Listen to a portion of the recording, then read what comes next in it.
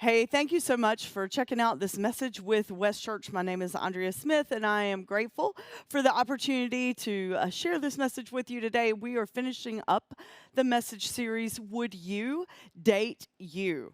And so over this series, we've been talking about dating and what it means to, be our true, authentic selves. So if you didn't watch last week's message, I invite you to go back and do that.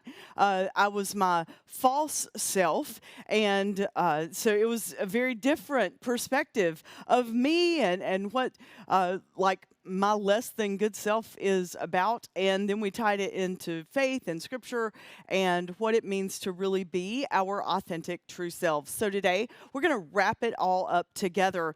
And so if you're worshiping with us, if you're checking out this message and you're newer to our community, we would love to know that. So would you please text the number that you see on your screen, or I will read it to you in just a minute. But text the number that you see on your screen and let us know that you're worshiping with us for the first time. This is the West Church phone number. It is 704-240-0966. 704-240-0966. Let us know that you're here, and we have a gift we'd like to share with you, and then you can choose whether or not you opt in to our future communications. But today we have an exciting day. So when we first decided to do this series, the first Sunday in the series, we had you text in dating game questions. Like if you could be on the dating game and you get to ask questions and you have potential suitors on the other side of the curtain, and you're going to pick them based on the questions you ask, please submit your questions. And so today, Lexi and I, after the first worship song, we're going to do something fun. We are going to ask each other, we're going to draw your questions out of a bucket, and we're going to ask each other the dating game questions, and we're going to give you our answers as our true selves and as from our false self perspective. And then we want you to do the same thing. So the whole point of you joining in and checking out West Church and listening to me is so that hopefully, together, we can be transformed. Transformation is salvation. That's what the word, if you translate it in the original Greek and Hebrew text, that's what salvation means, is transformation. And we're all about the journey. And we hope that in our journey, we're always growing closer to the divine, to God, and learning to be like Jesus and the way that Jesus revealed God to us. And so it's all about change and all about being more holy, authentic in the light and in the eyes of the divine and in God. And so today, as we ask the dating game questions, I want you to ask them of yourself. And I want you to think about, 20 years ago or 10 years ago, or depending on how old you are, 5 years ago, would I have answered this a different way? And do I see transformation in the way that I relate to myself and in the way that I relate to other people? That's part of our journey, is learning to look at ourselves and see the ways that we are more like love and more whole, and then the things that are our shadow sides, the part of ourselves that are not exactly ideal. They're not our authentic selves. So that's why I look like I just rolled out of bed this morning. Last week, I got all dressed up like I was, trying to impress people. I'm not trying to impress anybody today. And honestly, if I'm my true, authentic self, I would not have even put makeup on, but I didn't want to scare you that badly. And this gets put out there forever, for perpetuity. And we did our year-end stats last week, and we found out that the messages get over 70,000 views over the course of a year after they land on the internet. So I am vain enough that I couldn't do this without makeup. So sorry about that. But our authentic selves, who are you really? What brings you the most peace? And for me, yoga pants and a t-shirt and not having to worry about, looking put together, that is my authentic self. And so who are you? What's your authentic self? And the ultimate question is, would you date you? Your real you. Would you date you? Ultimately, if we begin to pattern ourselves after the person Jesus of Nazareth, I think the answer would be yes. but it takes some change and some transformation on our ends. And that's what we're talking about today. One little housekeeping thing that I'd love to ask you, or actually two. We did our year-end statistics this year, and so that's when we turn in our numbers to the United Methodist Conference, the whole global denomination. And we're always very intentional about being authentically honest with those numbers. We don't ever want to pad them and make ourselves look bigger or anything like that. One great thing is we did show growth as far as people engaging in our communities. And there's lots of reasons for that. Amped, our children's ministry, has grown. Growth Co. is in its official state now, and it's reaching people. And our Uganda campus is reaching people. But right now, what you're doing, it also is reaching new people, and we're grateful for that. One of the things that troubles me in today's age, it makes me sound really old, but it's true, is that I don't know who you are. Like when church was all in a building and everybody came and we could see each other, like I knew who was a part of West. And so many of you, like I may never meet you, but your names matter. Like I like to know, not just for my ego, but because I pray for you, I think of you. And at some point in your journey, you may need pastoral care. You may need Lexi or I to like walk alongside you, or Lane and Dawn, and help you through a difficult time in your life. So it's really important that you let us know that you're here. Whether you worship during the week or if you're worshiping live right now, type your name in the chat room and just let us know that you're joining in. Those names matter. Every week, Lexi takes all your names and puts them in a spreadsheet. And so we can look and see who's a part of the West community. And so it may seem like a pain in the butt, but I really want you to put your name in the chat room because you matter. Your participation in the West community, it matters. And we are in this journey of transformation together, and you're never alone. And so please put your name in the chat room. We want to know that you're here. So that's the first thing. And the second thing that we would like to know, Ash Wednesday is this Wednesday. And it is the time that we begin the 6 weeks journey leading into Easter. It's a very spiritual time. It's a very introspective, reflectional time. And we are going to be doing a message series called Twists and Turns. And we're going to look at the journey of Jesus. Now, we are going to make this relevant for you, and we are going to tie in some of the things that Jesus lived using examples from the show Wednesday on Netflix. There are so many spiritual principles that are shown in that movie. And so we're going to be teaching the life of Jesus, but we're going to be looking at some things from Wednesday. And so I hope it's going to be fun, but also informative. With that being said, Ash Wednesday, last year we offered drop-in ashes. Like you could come by our production studio here where we host worship, and we would impose ashes on your head and have just a few moments of meditation and prayer. It was okay attended. I mean, I wouldn't say it was great. So it was not enough that we thought it was relevant to be offered this year. But then over the last several days, I've been getting messages, are we going to have an Ash Wednesday service? And so I've been toying with that idea. I'm always willing to offer spiritual content if you are interested in it. But, if you're not, then okay. So would you want to attend an Ash Wednesday service? If we had one, we would have one here in our worship production studio. So would you please put that in the chat room, or you can text that number that you see on your screen again, and just let us know, yes, I would attend an Ash Wednesday service, and tell us what time you would attend. Like, we need the data from you to know what to offer. And we're not going to be offended if you don't want to attend one. We'll begin our daily meditations for the season of Lent on Wednesday, and those will go out via email or on our Facebook page. So you can get spiritual content that way. But we want to know, like, if you want to attend an Ash Wednesday service, let us know yes and tell us the time. I'm really glad you're here, and I hope you find today fun and meaningful, and also a catalyst for transformation in your own journey. Thanks for being here. So thanks for being here, and thank you for sending in questions for the dating game. Lexi Hernandez is here. She is our growth co-pastor, and I'm so privileged to be on staff with her I really mean that. Like, it's so fun to have another pastor to be able to do ministry with, and she reaches 20 and 30-year-olds, and that's the largest demographic that's dropping out of church. So Lexi had to go before the Board of Ordained Ministry on Monday, and she sent me her papers. So like epic boss fail, she sent me her papers to read, and it was I didn't know I had COVID yet, but it was like the Monday that I started feeling really, really bad. And so I saved them in my inbox.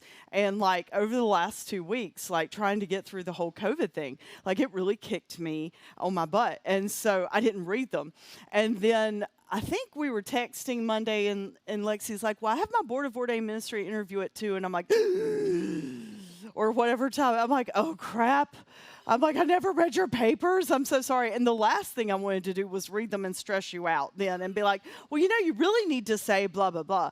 And so I'm like, I'm not going to do that. I'm just going to. So we prayed together before her interview, and I prayed during her interview. It's a big deal. Like, for her to be able to be a reverend, she has to receive the blessing of the board. And it really keeps, us aligned theologically. And so it really is an important process. But it's also a very human process, so I know that. And so I was worried just that they would affirm Lexi, because it's a little different what we do. And so on her way home, she called me to let me know how it went. And she said, I tried, I didn't know really what to wear. And when I walked, and that's a big thing. Like, you're laughing, but I can't tell you, like, I went out for my Board of Ordained Ministry interview. I had three of them. The first one, I went out and bought like a little blazer. Mm-hmm. I don't wear blazers like ever. Okay. If you ever see me in a blazer, take me to the doctor. And if you ever see me in a pantsuit, I'm too short. I look like Humpty Dumpty in those things. And so I just don't wear them. And so Lexi's like, well, I tried to look, professional, and of course, I wanted to look cute, and which she always does. But she's like, I walked in, and like everybody looked so professional, and I thought, okay. And tell everybody what you wore. So similar to the outfit that I'm wearing today, I had on some black holey jeans. Nonetheless, they had rips all in them. I had some cowboy booties and a Rolling Stones T-shirt on. And she was like, I didn't think through, that exactly. And I'm like, but you were authentically yourself. And that's what this whole message series has been about, is being authentically who we are. And I'll tell you a little more about how West is authentically who we are as a community, and how we made some decisions early on to be, when we say real, relevant, and non-threatening, like what that really meant, and how the launch team took it to heart. And so their first Sunday, I was like, really? And they explained to me why they did what they did. So it was really cool. So in order to tie you in and make you feel a part of this, we asked you to submit dating game questions. So all of these questions are from you. Lexi has never seen them. I've seen them only for about 5 minutes this morning as I jotted them down on note cards. And honestly, I can't remember what is on them. So I keep trying to peek in the bucket. She keeps trying to look, but it's not working. So the way that we're going to do this, and we're going to do this, there's 8 questions, right? And we're going to do them. I'm going to ask her one, then she's going to ask me. And then I do have some Bible stuff for us today. Like, we're going to talk about Jesus, so don't wig out that we're just playing the dating game. But the first goal is for Lexi to answer it from her false self. And then the second answer she gives will be from her true self. And one of the things that I appreciate about Lexi, how old are you? 26. 26. And I'm 52. Wow, I'm double your age, right? Like that, yeah. Yeah, that's right? Okay, good. The worship production people are helping me do some quick math. So I'm twice your age. That's interesting. When Lexi and I did her goal setting for the year, she said, I need to let you know that I've been going through a transformation. And tell us just a little bit about that. Do you mind? Yeah.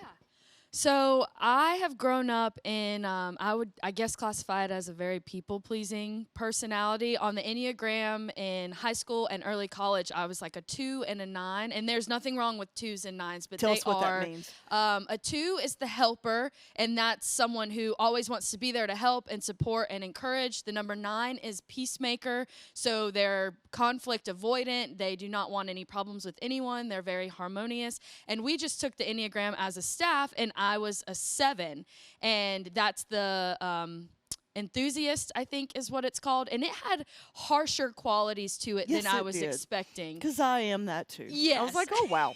Oh, yes. wow. You would think the enthusiast is like all positive. Yeah, I was but like, no. yes, that's where I landed. Yeah. And then, So yeah. I feel like I'm leaning into who God actually made me to be instead of who I was trying to present myself as, people pleasing and everybody loving me no matter what. Like, I would actively just not be who I was. I would say things I didn't mean just because I didn't want people mad at me. So I do feel like right now I'm going through a very positive transformation of stepping into who I actually am. And that's the goal. Like, honestly, religion, that's the goal of religion, of any religion, any world religion. That is the tenet of it, is for us to go through that transformation, because we come out of the womb as authentically whole with the divine, because we're created from the divine and love and our souls, and so we come out in this human world, and we learn human conditioning, and then we grow up living into that human conditioning, and that's honestly what our false self is. It's the self, the part of ourselves that we allow to be defined and driven and encouraged from societal things. And so we learn to do things that are going to get us positive rewards.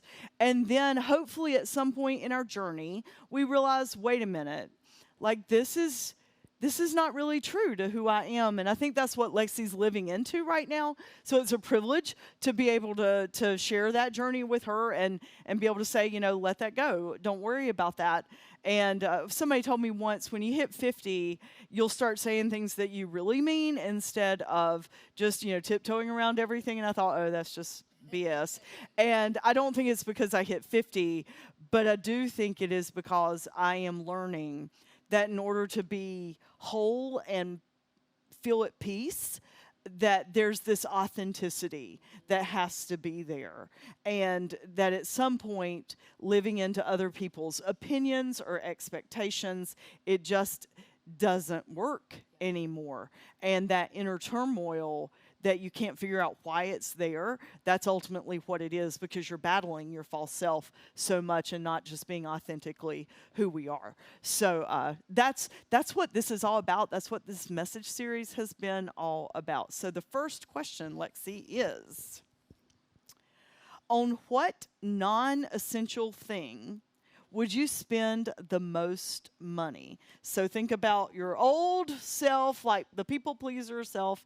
On what non-essential thing would you spend the most money?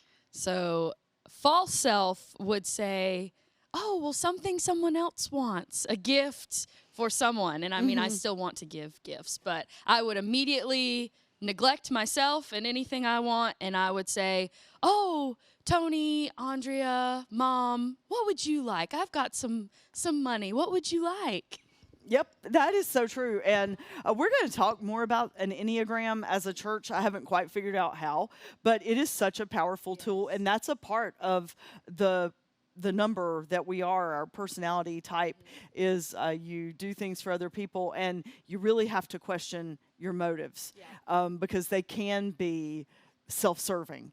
And I read that, I'm like, oh, like I've always thought I just loved people, but apparently there's some underlying crap in there. So yeah. So now, if you were to answer that now, like in the awareness of the people-pleasing stuff, on what non-essential thing would you spend the most money? Without a doubt, tattoos. Very good. All right, there you go. Okay. Andrea. Oh, if an ex contacted you, what would you do? when I read that this morning, I'm like, I really hope I don't get that one because it determines if I'm going to answer truthfully to you as your pastor or just candy coat it a little bit. So living into my authentic self, my God self, has been a journey for me.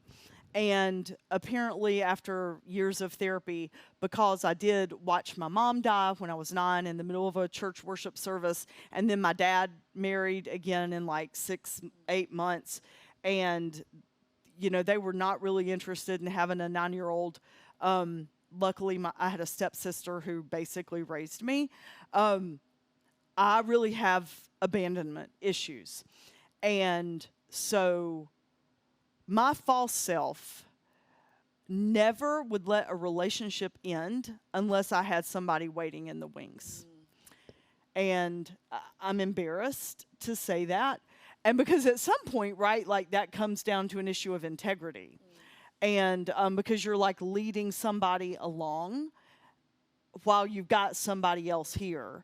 And at one point, I sort of probably cheated on a boyfriend.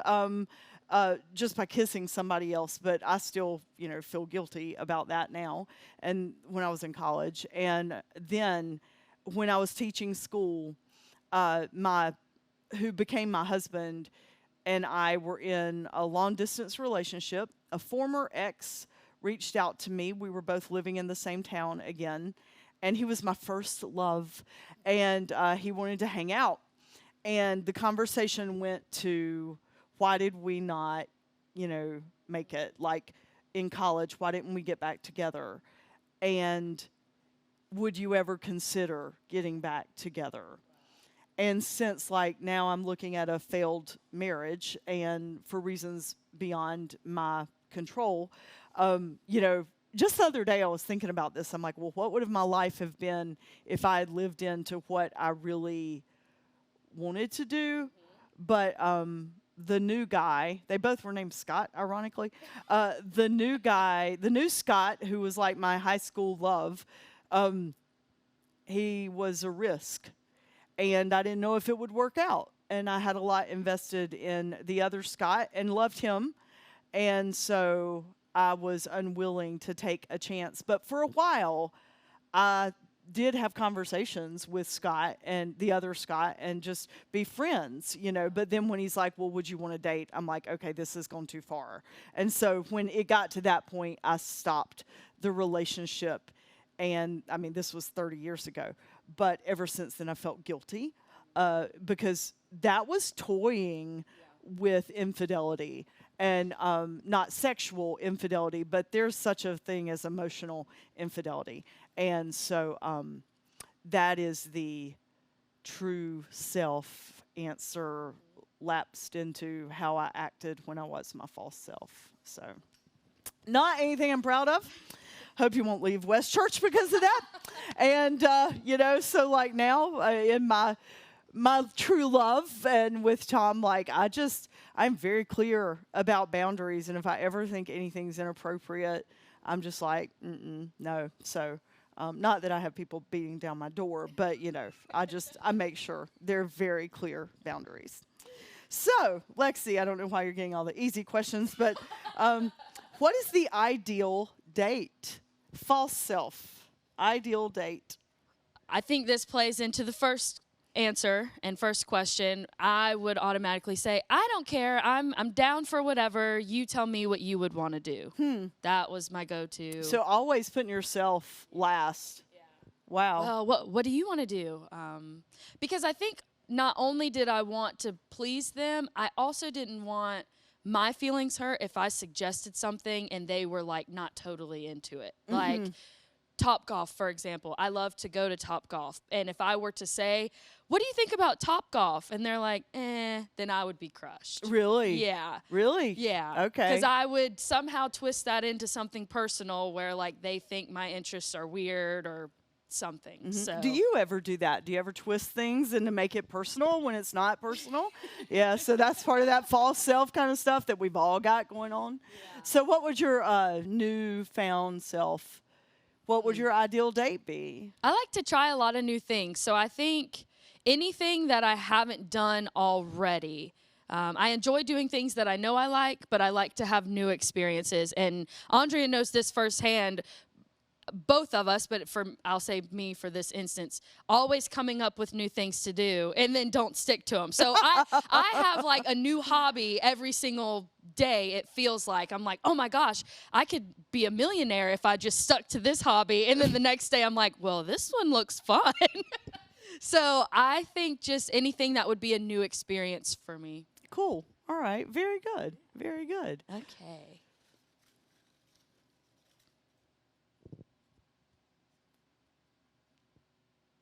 Oh. You are getting the hard one. Great.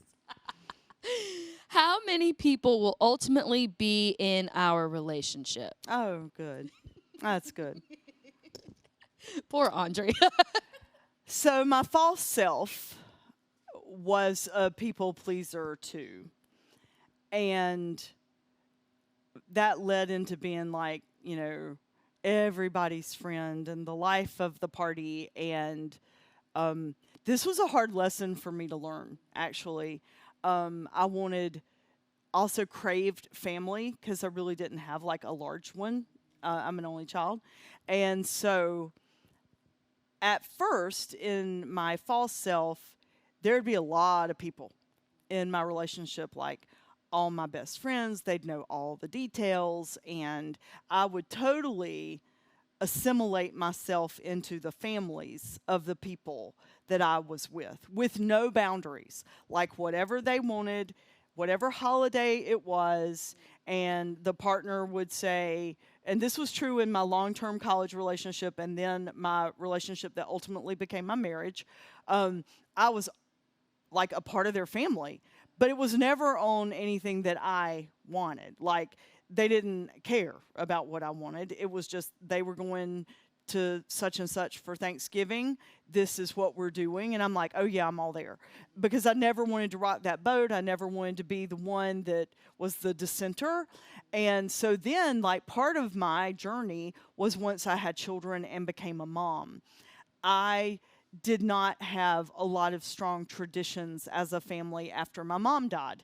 And because all those things got to be rewritten. And I was determined that as a mom, I was going to set some traditions with my children. And that meant not doing what everybody else wanted.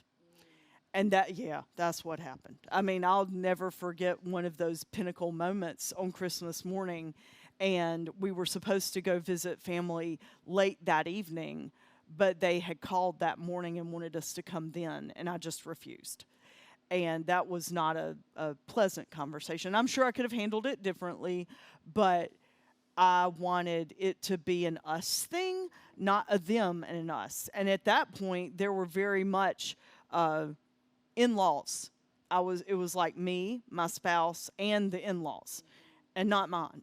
And I'm like, at what point does this become just us? Like, I know that whole thing, like, the Bible says a man shall leave his mother, but the bride's supposed to leave her family too. Like, the two are supposed to become one. It's not supposed to be a couple and then some other people.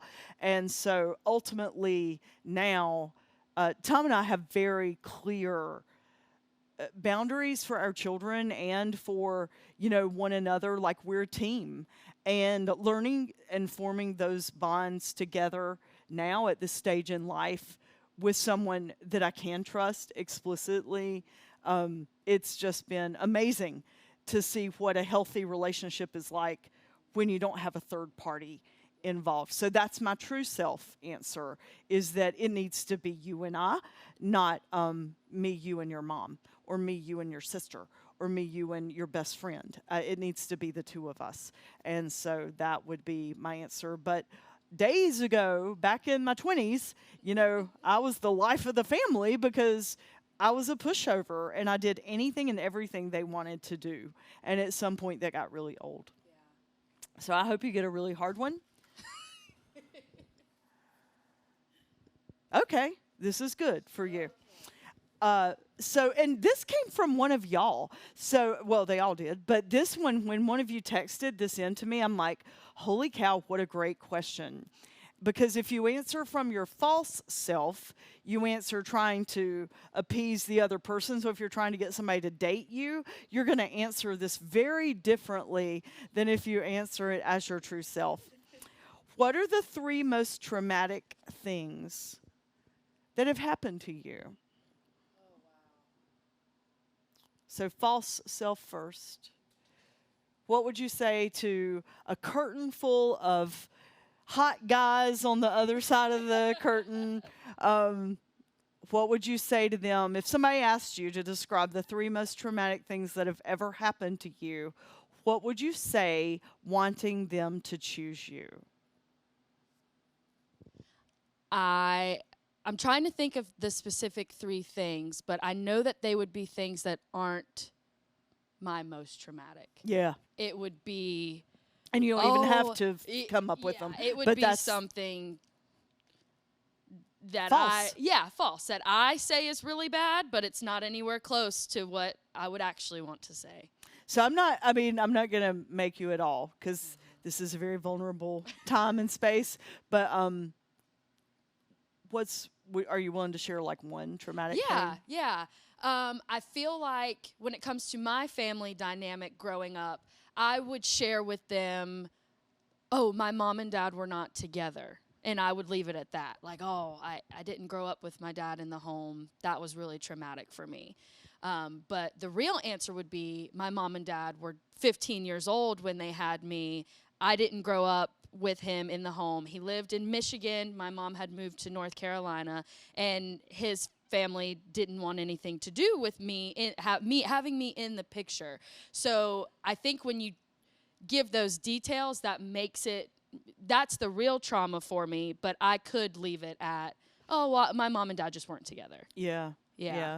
And when the West folks asked this question, and it was one of our online community participants, our online campus members, I remember thinking, yeah, you could say, well, I was walking to our date and my heel broke, and, so you can get those surface. You can tell a lot about people when they answer this question, what's the most traumatic thing that happened to you? Is it a superficial answer? How deep can they go?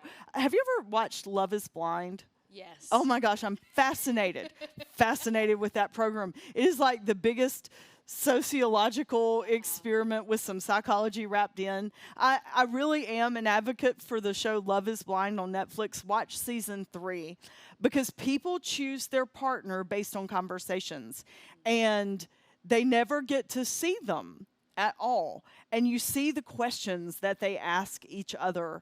And one of the guys on the show, who the last season 3, did you watch that? I think I actually watched it with Lane. Okay, very good. Cole, he was like this really cute guy, and he was talking to this really cute girl, and she just wouldn't go deep. Mm-hmm. And he's like, look, is this as deep as we're ever going to go? Because, like, I need more. Like, he was a man of faith, and, he's like, I've got to have more than this. And she just couldn't or wouldn't.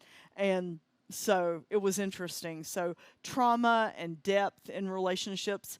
And honestly, when we're our true selves and our false selves, false selves, we keep it all nice and good. And our true selves, we let people in, like Jesus did. And so, yeah. So, good. I'm glad you got a hard one. How many do we have? 2 more each? One. You have 2 more, and I have 1 more. Okay, that sounds right. All right. If I asked your friends to describe you in 5 words, what would they say? My false self, they would have said, the life of the party, always willing to help you when they need it, because I was a people pleaser. The life of the party, I guess that's way too many words, but anyway. Friendly, fun, generous. I don't know. really anymore. And then my true self, my friends would tell you, they would say intense, loving, firm, fair, and I don't know, you're my friend. What's a word you would describe me? I would say great leader. Okay, well, good. I'm glad, because heaven knows I've had enough screw ups that I would not say that. But yeah, like I certainly have learned to live into more like difficult things, and not like you can't make everybody happy. And I talked about that in one of our sermons in the series. Like I watched who I consider to be a great leader try to keep everybody happy, and it ultimately imploded because people figure out at some point that you say this to them and this to them. So I try to always be what you see is what you get. And if you don't like what you get, then okay. Like I have to learn that it's okay for people to walk away. So. I think too with maturing, like I love how you said intense, because old me or false me would think intense was a negative word. Mm-hmm. Like that's just too much. I'm not sure it's intense. A good one. Well, I think, well, yeah. But I think as I'm maturing, intense doesn't have to be a bad word. Right. So. And I think when people say that about me, they don't mean it bad. They just mean, she's really passionate about what she does. And so sometimes it's not a lot of fluff. It's just we gotta do this. So, all right. Big emotions. Yeah, I do have big emotions. Yeah, we're the same. And I think that's why we understand. We're the same on the Enneagram. Yeah. So, okay. Describe this is your last question, right? Yeah. Describe a moment in your life when you shined.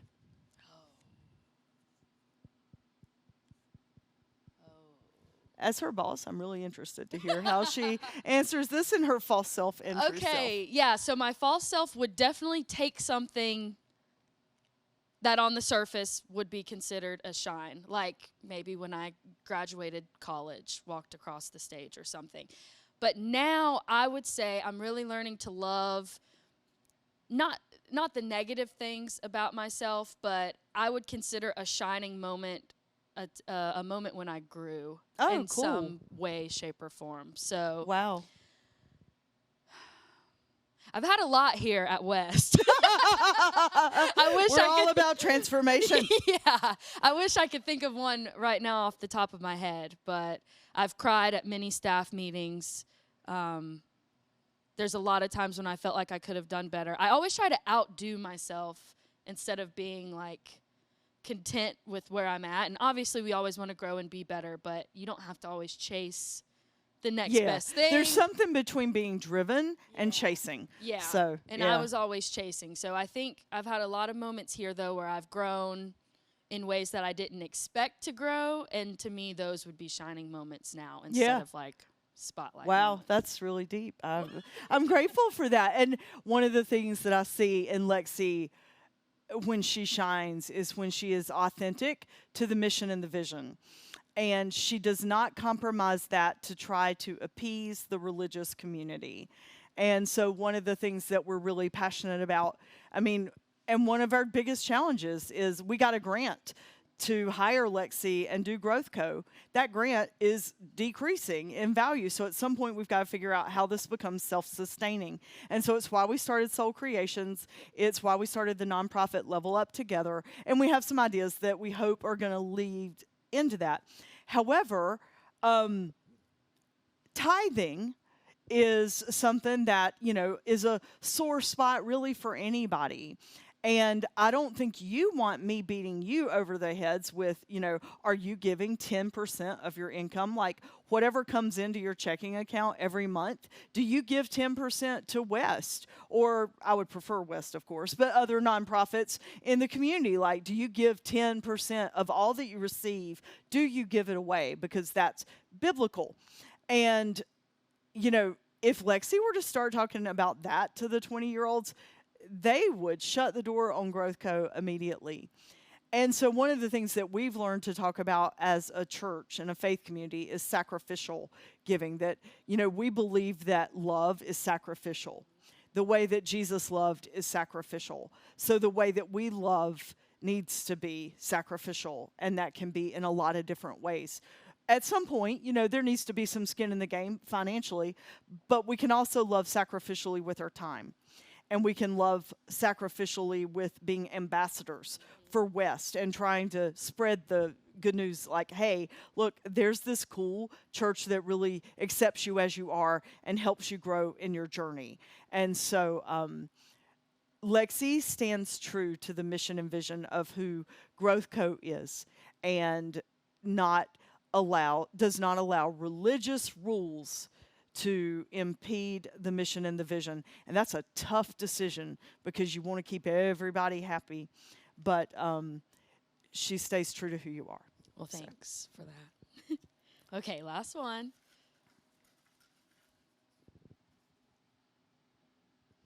Are you a trusting person?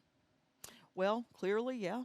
Got me in trouble after a failed marriage. Because I trusted too much.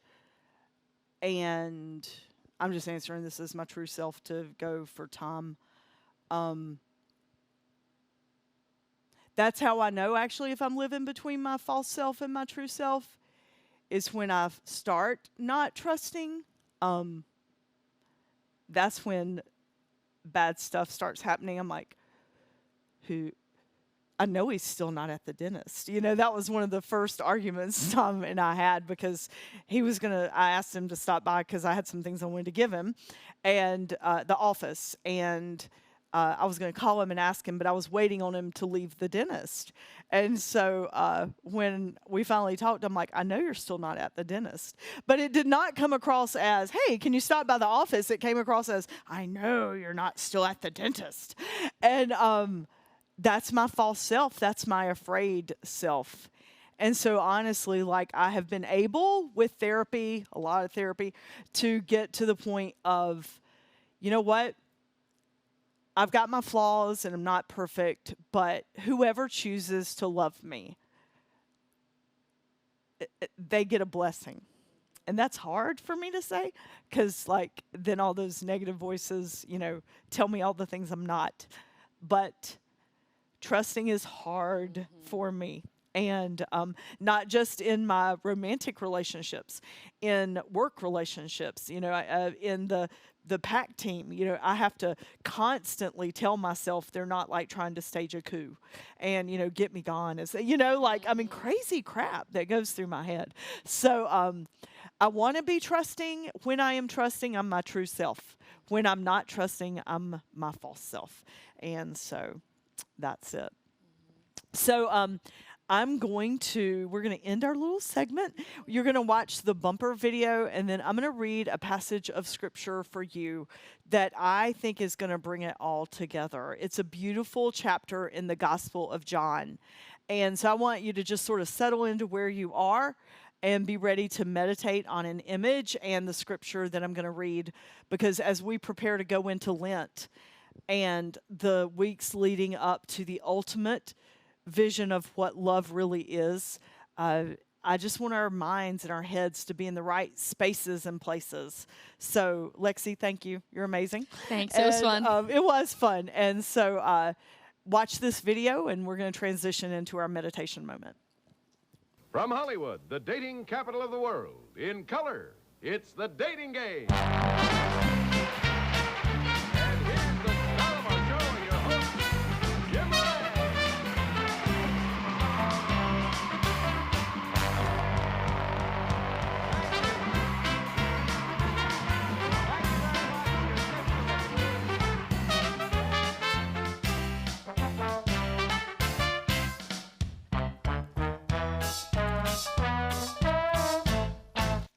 So if you have ever been to a celebration of life, a funeral, where they are, professing followers of Jesus, you have most likely heard words from the chapter of John, or the book of John, chapter 13. And that's when Jesus washes the disciples' feet, and he talks about the new commandment. And it's a beautiful chapter. However, just like, in everything in life, when you got this, there's something that comes before it. John chapter 12 is a beautiful, beautiful chapter. And it's words maybe you've not even heard of Scripture. And so I just want you to settle into your space right now, wherever you're worshiping, whether you're driving, just sort of, take some deep breaths and find a place of peace. And I want you to hear these words from John chapter 12.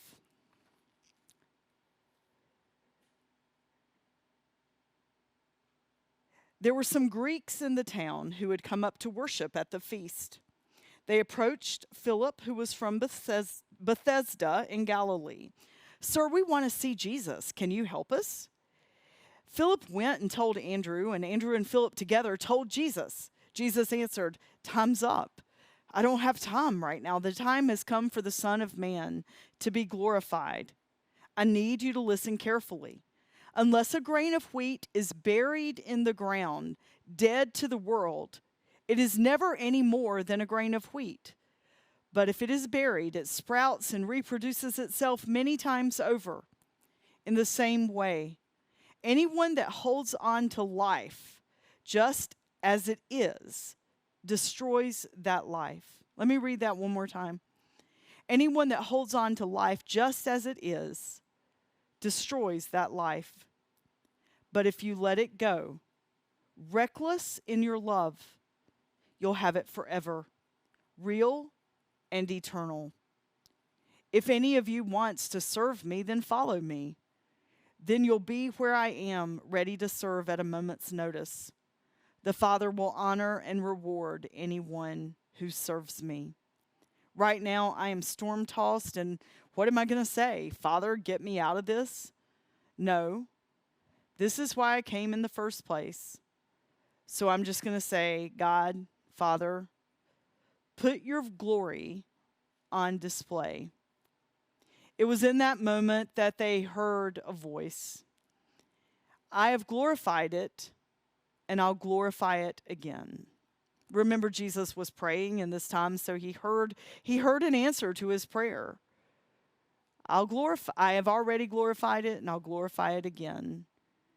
And the people that were around listening, they said, "Thunder. That sounded like thunder." And others said, "An angel spoke to him."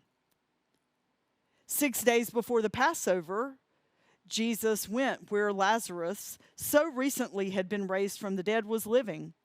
Lazarus and his sisters invited Jesus to dinner at their home, and Martha served, and Lazarus was one of those sitting at the table with him. Mary came in with a jar of very expensive aromatic oils, anointed and massaged Jesus' feet, and then wiped him with her hair. The fragrance of the oils filled the house. Judas Iscariot, one of his disciples, even then getting ready to betray him, said, "Why wasn't this oil sold and the money given to the poor? It would have easily brought 300 silver pieces." He said this not because he cared 2 cents about the poor, but because he was a thief. He was in charge of their common funds, but he also embezzled them. Jesus said, "Leave her alone. She's anticipating and honoring the day of my burial. You will always have the poor with you. You will not always have me." Word got out among the Jews that he was back in town. The people who came to take a look not only at Jesus, but also at Lazarus, who had been raised from the dead. So the high priest plotted to kill Lazarus because so many of the Jews were going over and then deciding to follow Jesus on account of what had happened. The next day, a huge crowd that had arrived for the feast heard that Jesus was coming into the city of Jerusalem. So they broke off palm branches and went out to meet him. And they cheered, "Hosanna, blessed is he who comes in God's name. He is the King of Israel." Jesus got a young donkey and rode it just as the scripture said. The disciples did not notice the fulfillment of so many Hebrew scriptures at the time. But after Jesus was glorified, meaning dead and resurrected, they remembered what was written about him and matched what was done to him. The crowd that had been with him when he called Lazarus from the tomb, raising him from the dead, was there giving eyewitness accounts. It was because they had spread the word of this latest God sign that the crowd had swelled to a welcoming parade. The Pharisees took one look, threw up their hands, said, "This is out of control. The world is in a stampede after them." Jesus said, "Look, For a brief time, the light is still among you. Walk by the light, and walk by the light that you have, so darkness does not betray you or destroy you. If you walk in darkness, you don't know where you're going. As you have the light, believe in the light. Then the light will be within you, shining through your lives, and you will be children of light. Look, the whole point of this thing called religion is so that we become who we truly are in the eyes of God. And the more that we grow and the more that we are transformed, the more godlike we become. And the more godlike we become, the more broad that we see, the less judgmental that we are, the more we learn to live as a people of place and peace. As we get ready to enter into the season of Lent, may we be a people of growth and transformation. May we become people that would want to date ourselves because we change. And we move away from that false self, the things that die when we die. And may we become who we truly are in the creation and the eternal space of God. Will you pray with me? Gracious God, you have loved us from the moment of conception, and you have led us on our journey.